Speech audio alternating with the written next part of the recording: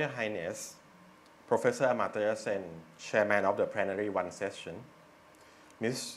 Yasmin Sharif, Ms. Alice Albright, Dr. Prasan Tairat Vorakun, Excellency and distinguished guests. Welcome to the first plenary session of the International Conference on Equitable Education, All for Education. May I now invite Dr. Prasan to start the session. Dr. Prasan, the floor is yours. Your Royal Highness, Professor Amartya Sen, Ms. Sharif, Ms. Albright, Excellency and distinguished guests. It is my privilege to be joining this plenary session with distinguished chair and speakers. The Equitable Education Fund is a new organization that looks up to the global organizations like the Global Partnership of Education, or GPE, and the Education Cannot Wait, ECW, as a benchmark and as an inspiration in designing and implementing our equitable education programs in Thailand.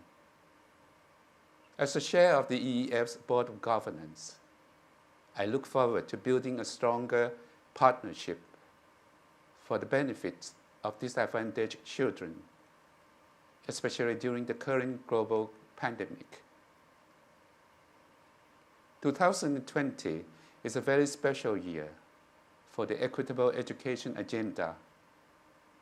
Not only does it mark the 30th year of the World Declaration on Education for All in 1990 at the first World Conference on Education for All in Jomtien, Thailand.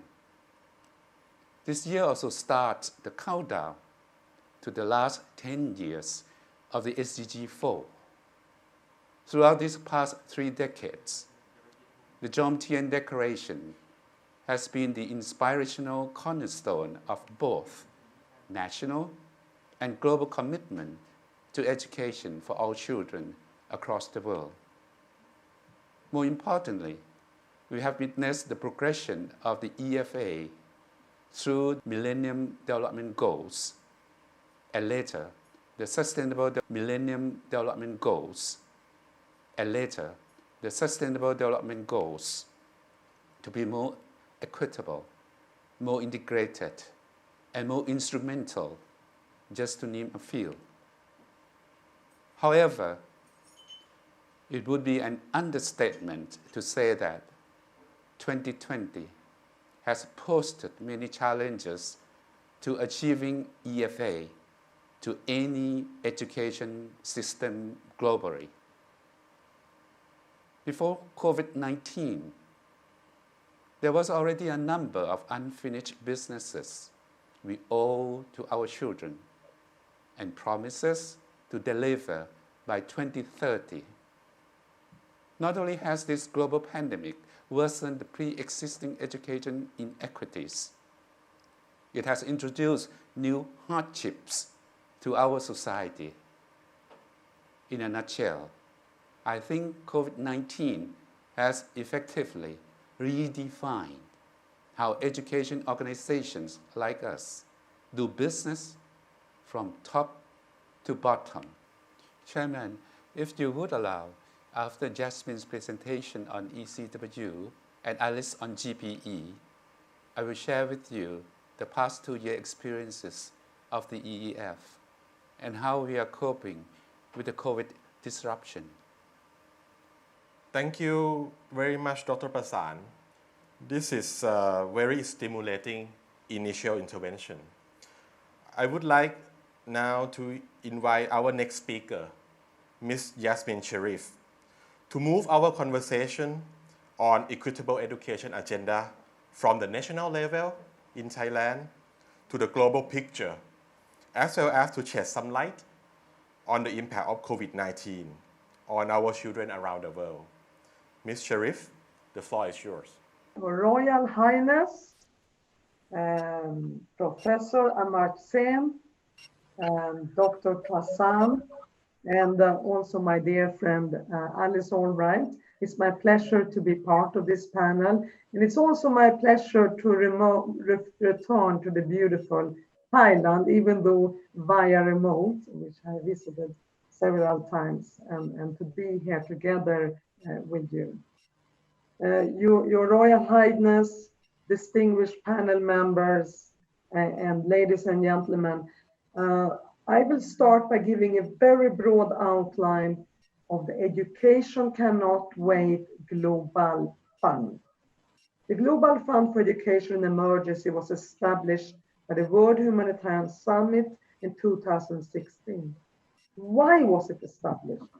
Because there was a realization that despite all the efforts we do, and everyone is trying, there were an approximately 75 million children and young people in school age who did not access a quality education in countries affected by conflict or by refugee populations or by natural disasters.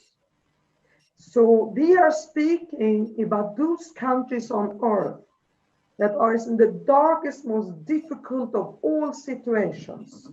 Countries like Afghanistan, Yemen, Iraq, Syria, Central African Republic, Chad, the whole Sahel, the Democratic Republic of Congo, and the Rohingyas who are hosted by Bangladesh, refugees, internally displaced, those who have lost everything because of violence and persecution and living in absolute abject poverty.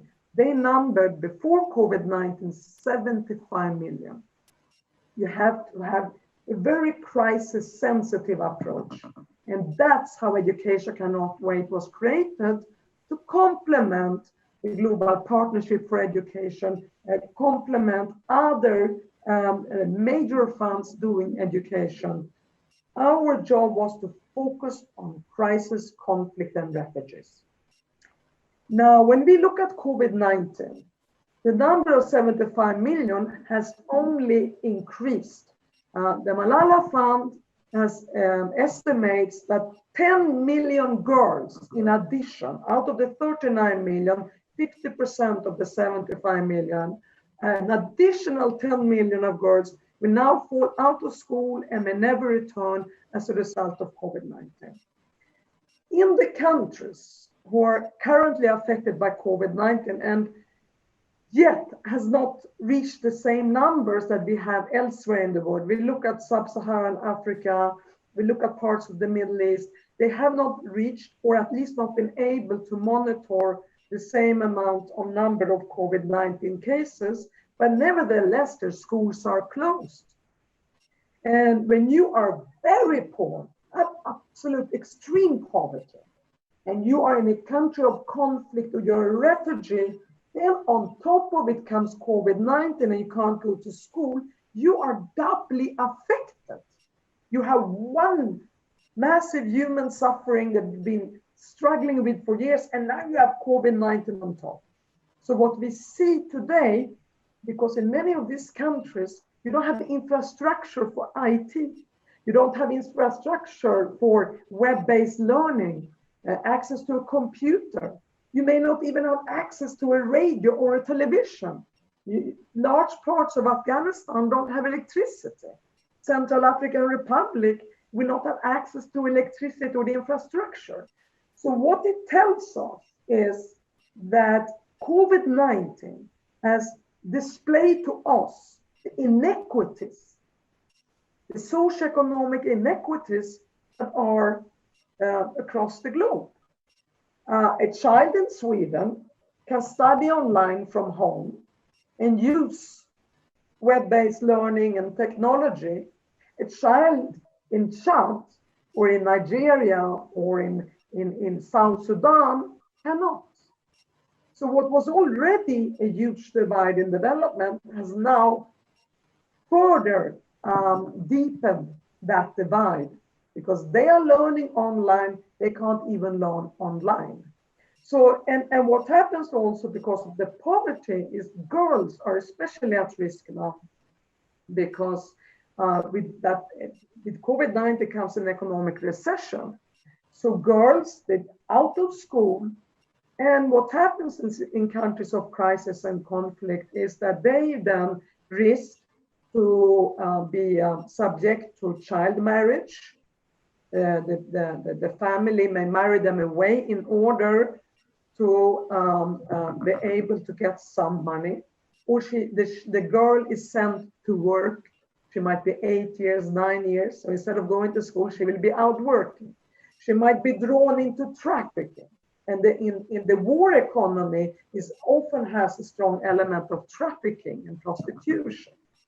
They might be drawn into early childbirth, being 10, 11, 12 years old to have a child.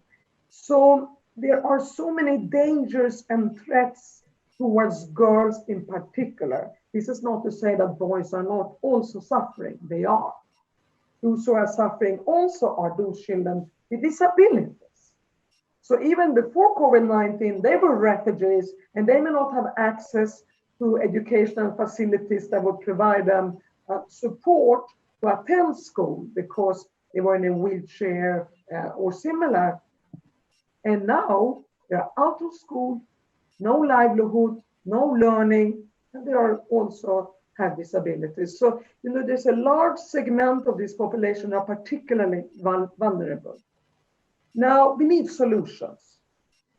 So what education cannot wait as a global fund, we are hosted by UNICEF, but we serve the whole UN system. And then we work with private sector because they have a very big role to play. So since the breakout of COVID-19, and of course we are in the multilateral UN system, which is a crisis responder, we are able to move very fast. Education Cannot Wait had worked with all our partners, UN agencies, civil society, host governments in about 26 countries, such as the Sahel, such as Afghanistan, Palestine, Syria, the Rohingyas, and so forth, to deliver COVID-19 emergency response and distributed funding, 23 million. And next week, we are dispersing an additional 21 million. So in total, about $45 million have been dispersed by Education Cannot Wait by the end of next week to 30 countries affected by crisis. Where did this money go? It goes to getting all the agencies and the government, led by the government, UN agencies and civil society, and communities and the refugees themselves come together to establish creative solutions during the out-of-school situation. Schools are used for hygiene, so that they wash their hands and keep clean, not to get infected by COVID-19. Radio apparates and enabling them to hook up to receive learning through radio and television, short-term radio and television, where computers and technology is possible, school feeding, so that every child gets that daily school feeding, which they would never access otherwise, material, school books, and also we pay all the teachers serving them within our investments. Because just because of COVID-19, the teacher must not suffer and lose their livelihood. We need them during COVID-19, whether they are part of using the school to distribute sanitation and hygiene, or they deliver books at the doorstep of the children, or they are part of social distance learning, where they can keep the 9 or 6 feet separation. So there are many creative ways of delivering a continuing education. One more thing that we do is that, because education is also protection, so there are hotlines for children, especially girls, who feel threatened and as a result of the COVID-19 threats. I mentioned a few to you. Hotlines and mentorship and support. However, this is not enough. And we also work and are rolling out our multi-year investments, which are more development oriented, so that when we now move from the recovery of COVID-19, from the emergency into the recovery in 30 crisis countries, 25 crisis countries, we are also rolling out our multi-year investments that will help build back better. For us, education is the foundation to build back better. Without education, we cannot achieve development. We cannot achieve the sustainable development goals. We need to invest in the human mind and the human soul of the new generation, and especially the children and youth who are today suffering doubly. They're suffering in addition of the conflicts and crisis and the poverty, because they grow up in violence, in a total breakdown of any protection that every child needs. And for us to achieve the sustainable development goals and also to achieve the 1919 Johnson Agreement, which means that everyone should have right to basic learning, we need to start with those who are left furthest behind. Because if we lose them, that will one day come back upon all of us. 75 million children and youth who do not have access to education, and all they see is violence, all they see is suffering, all they see is poverty, war, flight, no home. Either they will succumb to that human suffering and never arise again, or they will use whatever tool they have to fight back. Without an education, you cannot stand up against that suffering peacefully without violence. Education gives them the tools to arise out of this, to become productive citizens, to be empowered, and to make sure it never happens again. Education is their hope and their tool to become the most beautiful potential and the most productive fellow human being, and that they can be for their people, their societies, and for all of us. Thank you very much. Thank you so much, Ms. Sharif. Even though we are thousands of miles apart from France and Thailand, we can feel your energy and your passion that I hope is the same magnitude as the problem that we face globally nowadays. So we're so happy to have the organization like you, that we share the same passion and goals. And now I would like to invite our colleagues that run the same kind of organization, an education fund for the most vulnerable and the most deprived population around the world. May I now invite Ms. Alice Albright, the Chief Executive Officer of Global Partnership for Education, or GPE, to be our next speaker. Ms. Alice Albright, the floor is yours. Thank you so much for inviting me to join you from afar. Very much appreciated. And it's a great pleasure to be with everybody. Let me start by explaining a little bit about what GPE does. The Global Partnership for Education is a partnership and a fund dedicated to SDG 4 to make sure that all children have an inclusive, equitable, and quality education. GPE believes that education systems need to be strengthened to deliver quality education to all children. So we support the development and implementation of education sector plans through funding, and critically by activating the partnership of key education stakeholders at both the global and the country levels. We work for children most in need in nearly 70 developing countries across the world. And so far, GPE has mobilized more than $7 billion for education, and our support reaches over 360 million children around the world.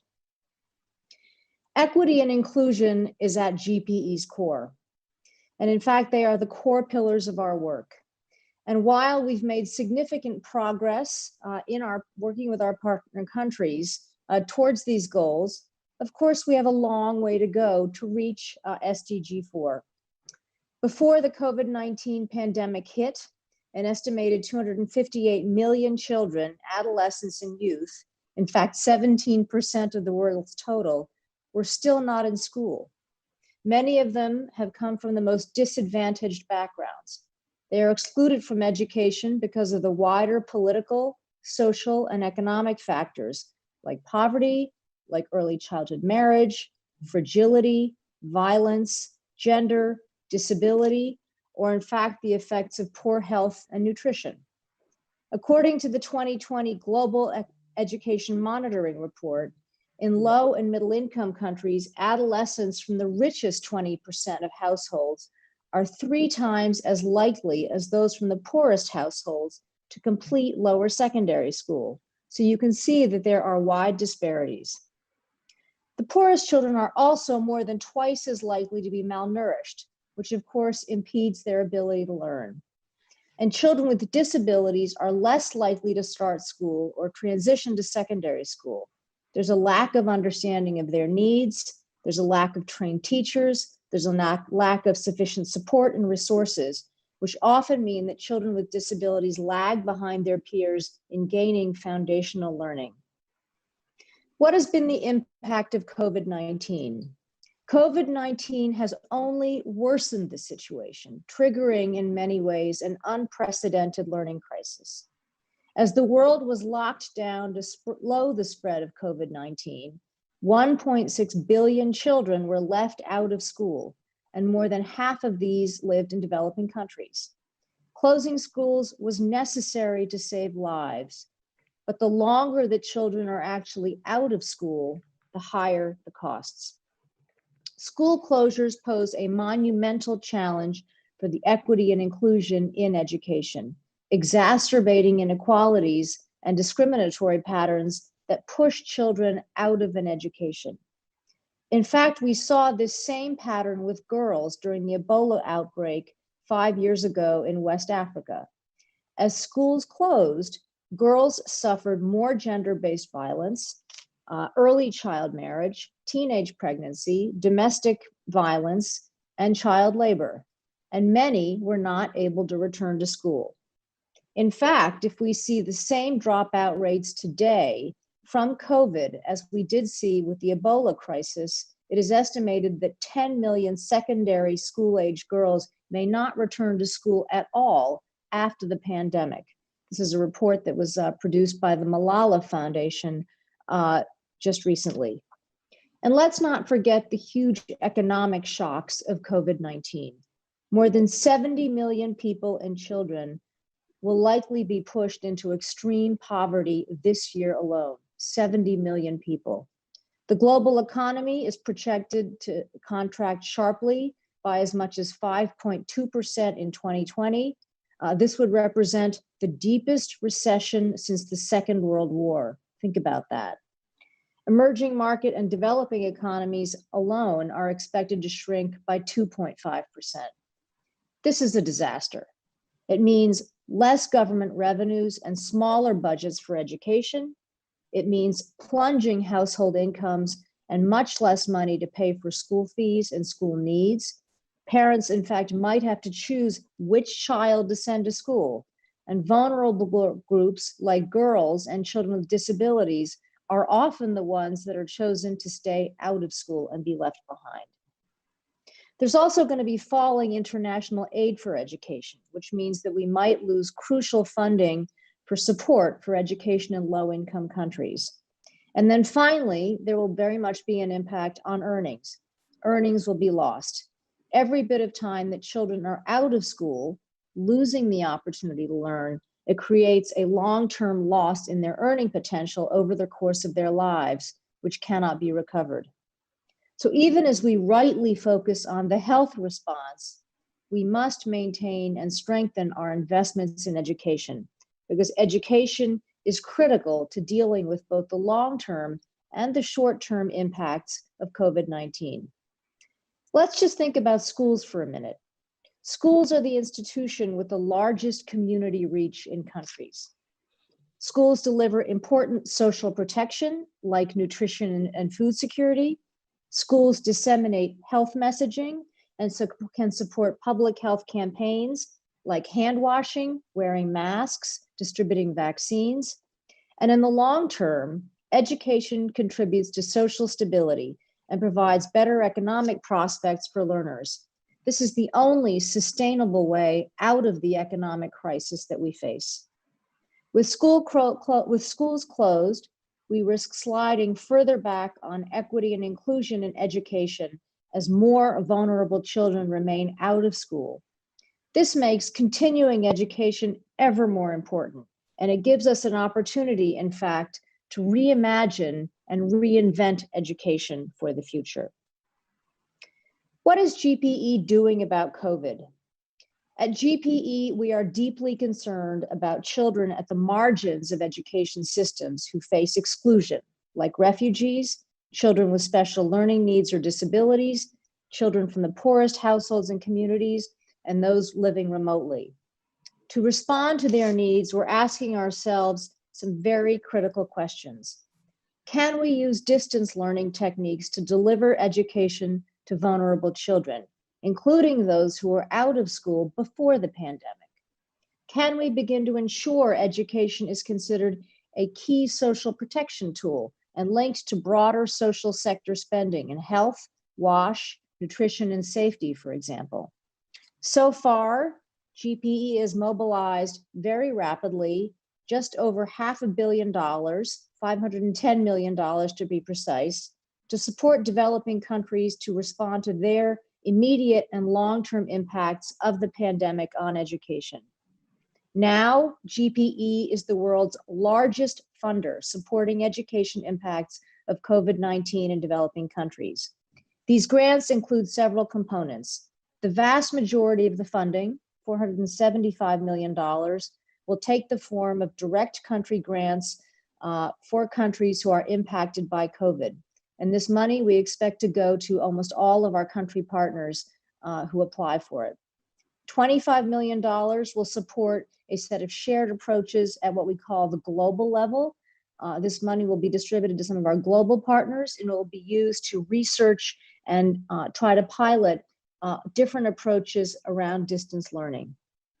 We also responded quickly as school closures swept across the globe in March. And our first effort was just under $9 million going to all of our country partners to help them plan for their response in the pandemic and to plan how they would respond to it.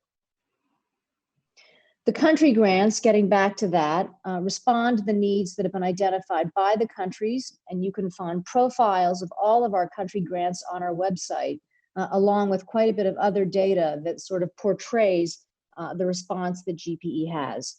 Summarizing very briefly, the response falls into four main areas: learning continuity, especially for the most vulnerable, teacher support, safely reopening schools, and strengthening the resilience of education systems.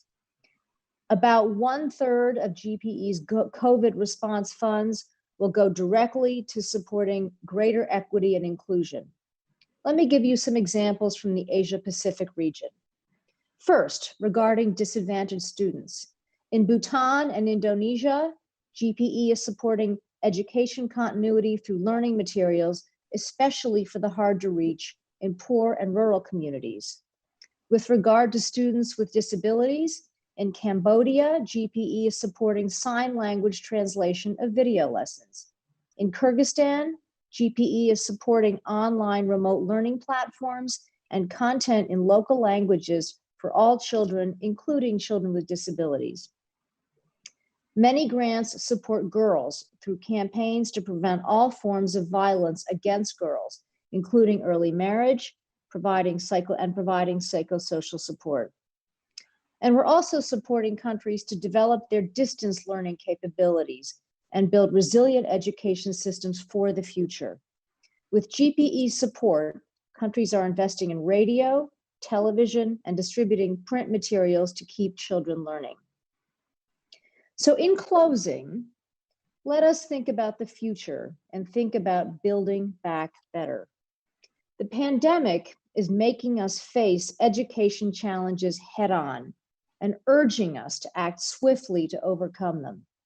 For GPE, this means transforming education systems to be truly inclusive so that nobody is left behind. In fact, GPE is developing a new strategic plan to guide our work over the next 5 years. This will be called GPE 2025. We are committed to supporting developing countries to transform, I'll say it again, to transform their education systems, to scale up innovation, to address equity and learning through building resilient education systems. We know that much more needs to be done. And later this year, with the launch of GPE's financing campaign, with new donor investments, we know that we can deliver quality education to even more children, especially the most vulnerable and marginalized. So keep an eye out for our replenishment campaign, which will be sometime mid next year, and it will enable us to have a renewed amount of funding to think further about these goals. And with our investment in COVID-19 education response, we will hope to be one step closer to a world where not even a pandemic can stand in the way of education for all children.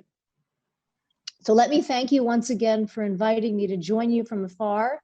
I certainly wish I was with you there in person, and I wish you well with the rest of the conference. Thank you so much. Thank you very much, Ms. Albright. Last but not least, I would like to invite Dr. Prasan to share EEF recent hands-on experience in fighting COVID-19 in Thailand and the fund's way forward. For EEF, we have relatively more humble experiences compared with ECW and GPE. But drawing from the EEF's experience both before the COVID-19 and in the past few months, there were 5 important strategies, I think, that had supported equitable education for Thai children and youth, particularly the vulnerable ones. I would say that the first strategy is speed, trying to get ahead of the crisis and its consequences. In March 2020, some 4 months ago, before the pandemic reached its peak in Thailand, and when schools were still open, the EF board signaled to the management team to conduct a national survey in helping devise practical and timely solutions. The survey, which covered over 10,000 frontline teachers and school directors, addressed the critical impacts of COVID-19 on children and their families. The results show that if school shutdown was imminent, the most serious problem than schooling was hunger, particularly among the poorest families. In response, the EF board swiftly approved the emergency budgeting of over $16 million to provide 30-day food packages to over 700,000 extremely poor children across Thailand. We also raised over $500,000 of both in cash and in kind from donations to help the most vulnerable groups, including 30,000 children with severe acute malnutrition. I would say the second strategy is about social protection and equitable education. Before any schooling can start, a child should be healthy and ready to learn. No child should go without food or risk their life traveling to school.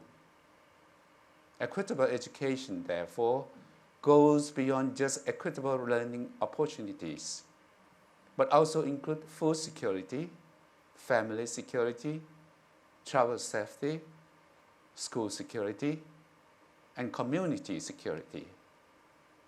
These 5 securities of the social protection in education system will be the bedrocks of the equitable education for our children in this post-COVID society. I would say the third strategy is the agility, ready to adjust our business process and identify new partners to address knowledge and capacity gaps. As COVID-19 has disrupted every child, we must respond quickly to get ahead. Equitable education is no longer just about classroom-based face-to-face schooling. It is about social protection and other factors of child development. Schools must embrace the reality that education and good supporting systems are necessary to promote equitable education anywhere and at any time, whether it be at a student's home or school or online or at any place. The fourth strategy is independence. To successfully execute the three strategies above, we need certain amount of autonomy on the following key elements. One is data. The highest quality data is fundamental to any successful crisis management. Given time constraint and travel restrictions,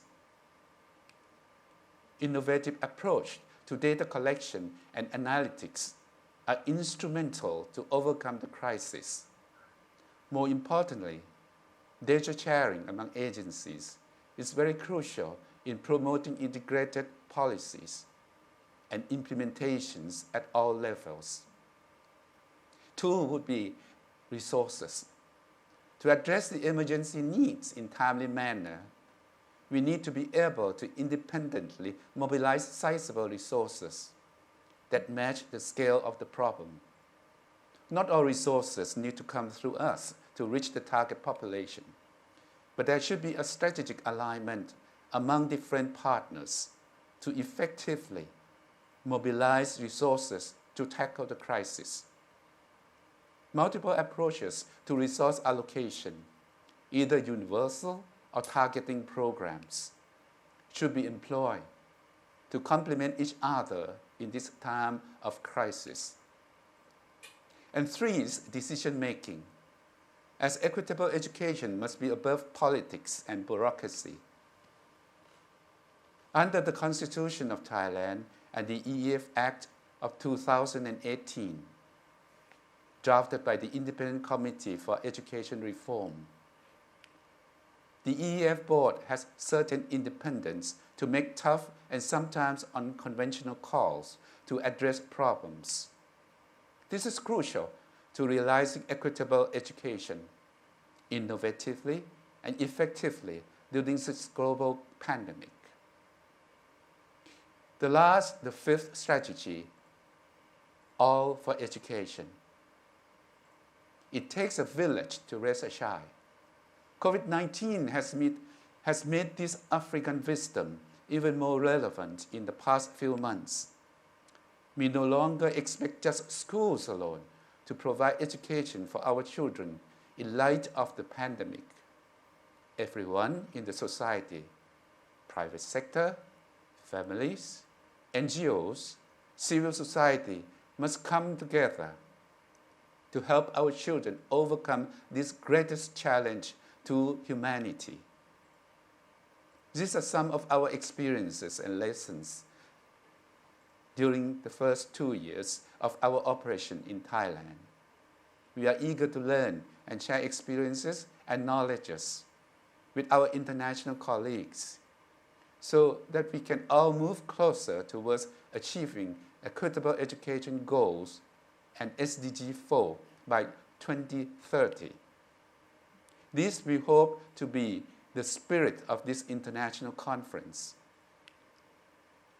Your Royal Highness and Mr. Chair, we hope our colleagues at international, regional, and national levels could benefit and enjoy the next 2 days of the first virtual international conference on equitable education, all for education. The other 4 plenaries and 15 parallel sessions will illustrate the potential game changers for equitable education in the last 10 years of SDG 4, including area-based education, innovative financing, and equity-based budgeting, as well as the roles of data and technology and public-private partnership. On behalf of our organizations, we hope you feel inspired by this agenda. And be safe anywhere you are in the world. Thank you so much, Dr. Prasan. I would like to invite all three speakers to make their closing remark before we conclude this plenary session. Ms. Yasmin, would you like to add anything at the end of this session? Thank you very much. It's been a very interesting panel discussion. I have really been inspired by being in your presence today. I very much agree with what everyone has said, but I would like to go back to what Dr. Prasan mentioned so rightly, being the top priorities. We need access to data to measure and ensure that no one is left furthest behind, but also in order to measure learning so that we achieve learning outcomes. That's an area that needs improvement. We need to take affirmative action to make sure that those who are marginalized, the girls, the children with disabilities, the refugees, the displaced, are also included in the public school system. And we need to mobilize the resources. We calculate that 3.8 billion a year would be required if we were to deliver a quality education to those who have the education disrupted. So we are speaking about large amounts. And instead of investing in conflict and wars and military expenditures, invest in humanity. It's more cost effective and it's more humane. And finally, we need to make sure that education of the 21st century, it has the numerical skills, literacy, very important for children in conflict and crisis, but for all children, the social and emotional learning, technology. But what we need more than ever today, looking at how the world looks today, we need the ethical frameworks, the value system, the global coexistence, the sense of responsibility towards one another, and a sense of us being one humanity. And that starts early. It starts from the time the child is born and goes to school and grows up. Thank you very much. Thank you so much, Ms. Sharif. So, Ms. Alice, all right, if you're ready, please share us the closing remark before we close this plenary session. Thank you. Your Royal Highness, it's been a great pleasure to be here and a great honor. And I wish we were all together in person. Let me end perhaps by touching on a couple of things. I understand that my dear friend and colleague, Yasmin Sharif from ECW, Education Cannot Wait, has also spent some time with you. You know, we think in some ways that there's kind of a continuum between the development challenges associated with education and the humanitarian challenges associated with education.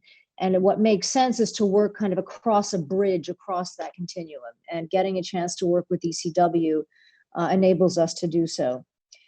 Your second question was overall about equity, and I'm delighted to hear what you explained about Thailand's own domestic efforts around equity. I congratulate you for that.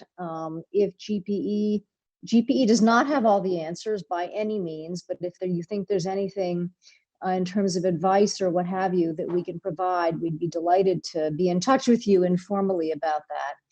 I think if you go back to the COVID pandemic, what it has laid bare is the huge degree of inequity in education. And we see it based on who's being left out of school, We are very worried that girls will permanently be left out of school because we saw that following the Ebola crisis. Clearly, one of the solutions to the pandemic is leaning further into distance learning at both high tech, low tech, no tech, mid tech. It's not just high tech. And we need to look at all, is distance learning, provided it's done well and teachers are involved and the curriculums are appropriate and so forth. But it has to be done so in a way that does not exacerbate the already equity divides. So that's a very tricky thing to get right, because when the pandemic is over with, which we all surely hope is soon, we can't wake up in a world where the inequities have actually gotten worse. So there's a really tricky policy and implementation pathway to navigate here. You mentioned in terms of some of the things that Thailand is contemplating, conditional cash transfers to reach out to the most remote areas. We would very much encourage that, because one of the overall impacts of the pandemic is going to be a macroeconomic impact. And so it's going to mean, for various reasons, whether or not it's budgetary sources from governments, international aid, remittances, jobs, household incomes, all of it is going to be negatively impacted, I'm afraid to say, for a while. And it's going to mean that children who are the most vulnerable from a poverty perspective are going to be in an even more disadvantaged position in terms of their ability to get back to school. So focusing on ways to get money to the most disadvantaged families to enable them to get their children back to school or access to the distance learning tools that are necessary, I think is a vital part of the response, so that we don't wind up coming out of the pandemic with greater inequity than we have now. And this is really at the heart of my organization's work. And to the extent that we can maybe provide a little bit of, we don't have all the answers. And I think the whole world is just trying to figure that out. So we really don't have all the answers. But if there's any bit of information that we could provide to Thailand, we would be happy to do so. And I wish you all the best of luck in your own efforts to try to contend with the crisis. Very best wishes and good luck. Thank you very much, Ms. Albright. Dr. Prasan, would you like to add something? Well, for me, I think it's a very valuable experience to have this opportunity to listen to Yasmin's presentation on ECW work and Alice on GPE. Certainly, although we share the common spirit, goals, but look like the environment, both of them are working in much more challenging than in our case, EEF. Jasmine talked about war, violence, and so on. And in the case of GPE, also a broader perspective, broader variety of people to deal with. So this serves as a very great encouragement for the future work of the EEF. And as I mentioned in the very beginning, this is also very useful for us to have something to look up to as benchmark and as inspiration for us. Thank you very much for our two colleagues. Thank you, Dr. Prasan. Your Royal Highness and Mr. Chair, we have come to the end of this plenary, and we can see that all three organizations, 2 global funds, 1 national fund, have shared the same spirit to the most vulnerable population of the world, the children of the world. Their commitment to equitable education at both international and national level is unparalleled. And I thank so much for the attention from all participants who join us from around the world today. This is our first international conference on equitable education, all for education. In this remarkable situation around the world, the idea of all for education cannot be compared to anything else.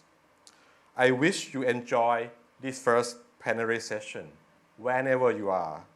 And I hope you find the rest of the conference equally inspiring and beneficial to your works on equitable education and to your course on the SDG 4 anywhere. Thank you, and please be safe and stay healthy. Goodbye for now. Thank you.